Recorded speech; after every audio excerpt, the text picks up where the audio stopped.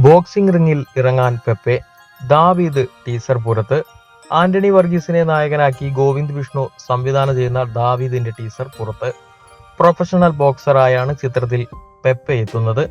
Character poster പുറത്തിറങ്ങിയപ്പോൾ തന്നെ ഏറെ ചർച്ചയായിരുന്നു.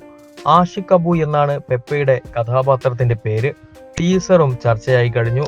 മോഹൻലാൽ ചിത്രം മലൈക്കോട്ടൈ വാലിബന് ശേഷം ജോൺ ആൻഡ് മേരി പ്രൊഡക്ഷൻസിന്റെ ബാനറിൽ അച്ചു ബേബി ജോൺ നിർമ്മിക്കുന്ന ചിത്രമാണ് ദാവീദ്.